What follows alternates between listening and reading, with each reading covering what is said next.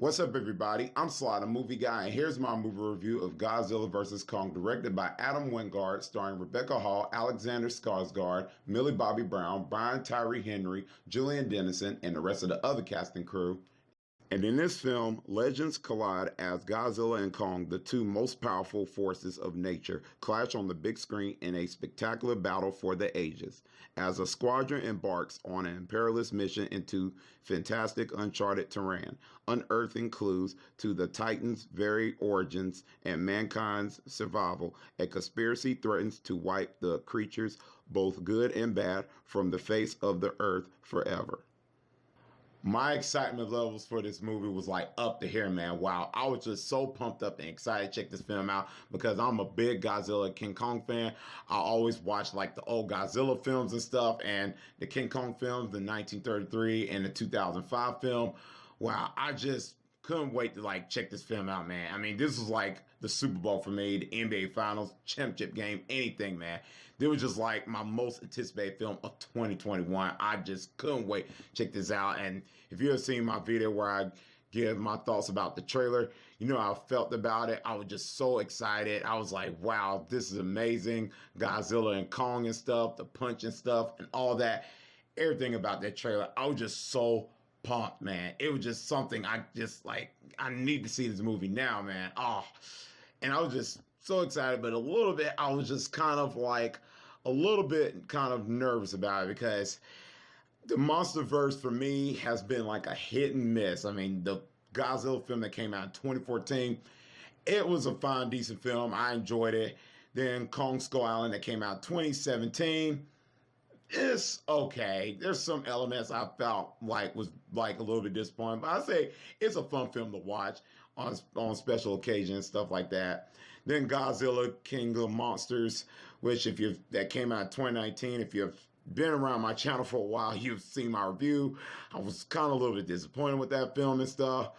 So going into this film, I was a little bit nervous. I was excited but nervous at the same time because I didn't like want to like hype myself from the trailers and then watch this movie and then it end up being disappointing.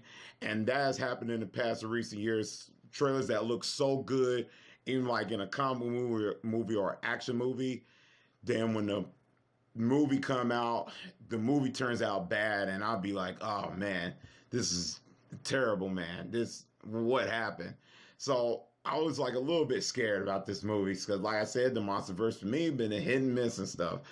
So, and this is not the first time we had a film with these characters. I mean, these characters had a film before and stuff, these creatures. I mean, there was a movie called King Kong versus Godzilla that came out in 1962. So, and I watched that movie. It's a very silly, cheesy movie. I still enjoy it, but hey, for its time it worked. But now if you watch it now, it's kind of a little bit kind of silly the way the Godzilla and King Kong, them puppets are fighting and stuff like that. But right now it kind of looks all kind of silly and stuff. But hey, it's still a fun, enjoyable movie. I recommend you checking it out. If you haven't seen it yet, just give it a watch and let me know in the comment section what you thought about the film. I still enjoy it. But this film, I went in with like an open mind. I watched it on HBO Max, sat in my couch and stuff to watch this film, to see how it is. Fingers crossed, hope is good. And all I got to say is, it's a fun film. Fantastic. I loved it. I really love Godzilla versus Kong. This film gave me a good time. I had a great time watching it, and I wish I watched it in the movie theaters, and I'll go more in depth about that. Let me start off with the positives, man. Oh, the battle scenes of Godzilla versus Kong.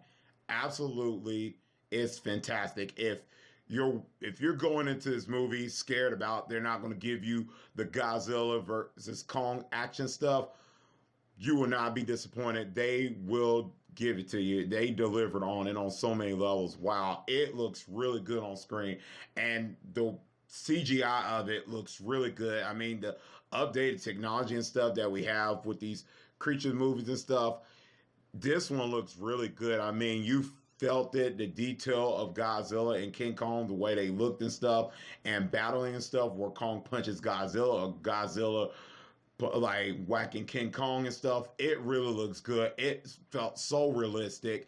I mean, this is like if you was like out in this look these two monsters and stuff, it looks like it's so real. And I thought they did a fantastic job with that. And the way they did the battle stuff, it didn't feel like it was like long drawn out, like things like felt like it was like going too long where you're like, oh God, like that and stuff. It has subtlety moments, and then when it gets to the battle stuff, it kicks right into it and stuff like that. So the battle stuff was good from beginning to end, and I thought they did a fantastic job. And the CGI, like I said, was really good, and its visual and special effects looked spectacular. I couldn't find one issue of it at all. I mean, from anything. I was looking at it and I was like, this movie looks really good.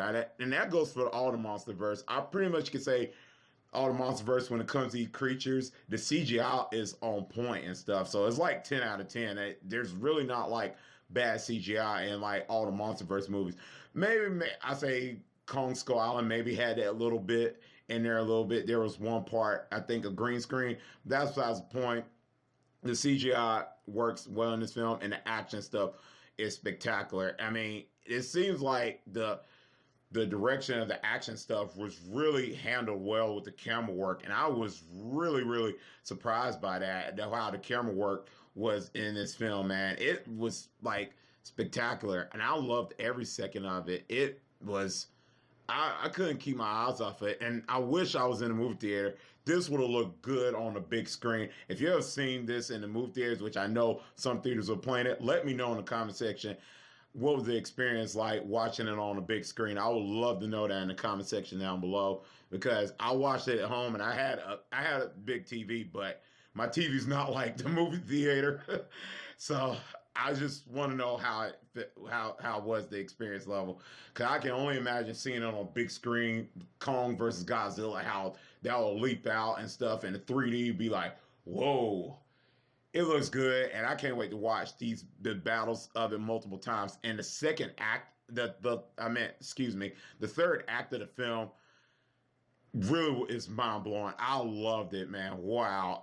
I'll say the second act, the action scenes were just great, and it was just good. The third act, I just couldn't believe it. I mean, it's been on the internet. We've been speculating and I'm not gonna get into depth on spoilers, but the third act, I kind of was like, okay, I knew this was gonna happen. So I loved it. It worked for me. The action and computer graphics and stuff, all of it worked. I loved it. Every second of it. 10 out of 10.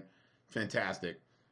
Now to the characters and the story, which that's kind of probably the weakest link out of the MonsterVerse, the characters and stuff, because when the monsters, the universe of it, it's kind of like we look at the human characters. Are they weak? They're boring and stuff, and that has been like the weak point of the MonsterVerse films. For this film, I say it's fine. I did not find like a weak point about it and stuff, especially when it comes to this girl, which I forgot the actress name, the little girl that has this connection with King Kong. She does a fantastic job, and her relationship with Kong is great. That was like the driving force of the film. I really enjoy that. And that goes for her and the other cast members, Rebecca Hall and Alexander Skarsgård and stuff. That really worked well. Excuse me if I said his name incorrectly. It's just they work very well in the film when it comes to Kong's storyline. And Kong's storyline absolutely works with the characters. I couldn't believe it. I mean, that was one of the things I was like, when I was going to this film, fearing about like, okay, how is this going to work? And the human characters with the Kong storyline absolutely works. I really felt that had like an emotional depth to it, especially with the girl and Kong. Like I said, it just, you felt that because she can communicate with Kong, and I didn't know how this was going to go in the film. As it was going on in the beginning, I was like, okay, how is this going to work? Is this going to work at all throughout the film? And it does. It absolutely flows. It definitely fits well in the story, because you can feel that this group is trying to find Kong, get Kong to like a home and stuff like that. And the way how it goes, I'm not going to get any spoilers about it, but the way how they execute that and the directing and writing of it absolutely works on so many levels. And I absolutely loved it. And then when we get to the other characters like Millie Bobby Brown's character, Julian Dennison, and Brian Tyree Henry's character, the film definitely gets a little bit interesting because these characters are going through this Apex facility to figure out what these people are doing behind the scenes and stuff, where what kind of stuff they're doing, and then where we see Millie Bobby Brown's character as she trying to figure out why is Godzilla causing all the destruction and why is he attacking people. She don't believe it at all. She thinks something's driving them crazy, and she's trying to convince people like her father and stuff like that. And then when we get the Brian Tyree Henry's character and stuff, where he's kind of like the conspiracy podcast person, whatever, that's trying to go through this facility, find out what they're doing and stuff like that. The film absolutely gets a little bit interesting. I thought their chemistry, all three of them, worked very well on the screen. And one of the ones that I really liked in this film was Brian Tyree Henry's character. Wow, I did not expect him to be in this movie. And this is the guy that voiced the character in the Spider-Man Into the Spider-Verse as Miles Morales' dad, Jefferson Davis, and that film is spectacular. Recommend you checking it out. He did a fantastic job voicing the character also.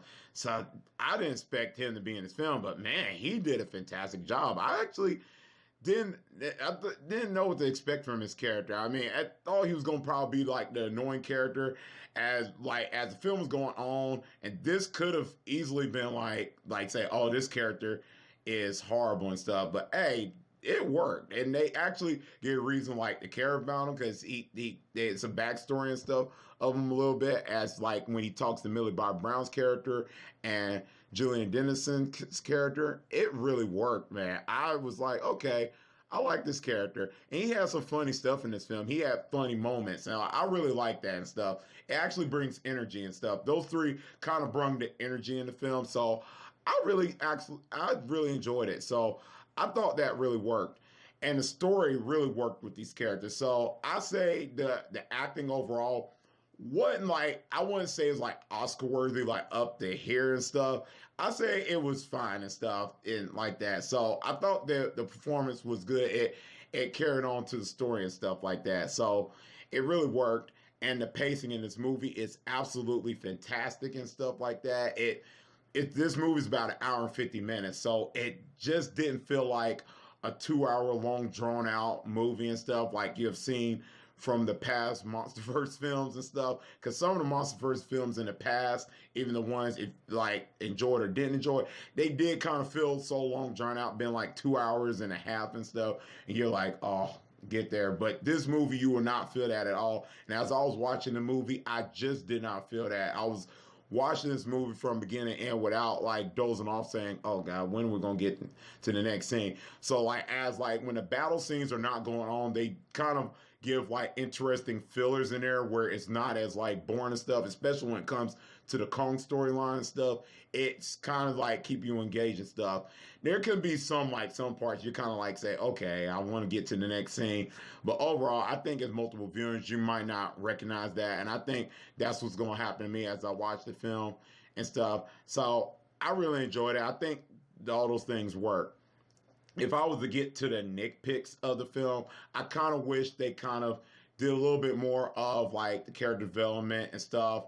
Like with some of our characters, I won't go in depth on like going to I don't want to go into spoilers on it, but some characters I felt like they could have went more in depth and stuff. Like kind of like branched out a little bit more and stuff. Maybe we like can relate to them a little bit more during the runtime of the film and stuff. But hey, that was like one of my little minor nitpicks and stuff. And a little bit in the film, I kind of like when I mentioned about the battle scenes of Godzilla versus Kong, it can be a little bit kind of it can be predictable the way how it can be like how the way it ended like the last act and stuff. As I was watching the movie, like the last act, how it was going, I was like, okay, I kind of knew this was going to happen. I mean, if everybody been speculating, it's really kind of it's one of the monsters has this. If the wave got given out anything, it's one like particular thing like it evolves in like one of these creatures and stuff in the film. It's a very last battle, and I kind of predicted how it was going to end. I was like, okay, that's how they're going to do it. And that's the only thing I can say for the nitpicks of. Overall, this is a fun film from start to finish. I recommend you checking Godzilla vs. Kong. Definitely, movie theater, HBO Max. Find a time to watch this movie. I guarantee you have a blast time watching it. And as of right now, I'm going to give this film a B+. Let me know in the comment section down below what you think about this film. Did you like it or not? Let me know. And let me know what team were you on? Team Godzilla, Team Kong? Let me know that. I mean, for me, it's obvious. Look at the shirt. Team Kong. Let me know in the comment section down below what you thought about the movie. Team Godzilla, Team Kong. Which side you're on? Let me know all that in the comment section down below. Very curious about your thoughts and opinions about this film. And as always, if you like this video, click thumbs up. And if you're new to the channel, click subscribe and the bell button for more future content. That's all I can see you next time on Sly the Movie Guy. Peace.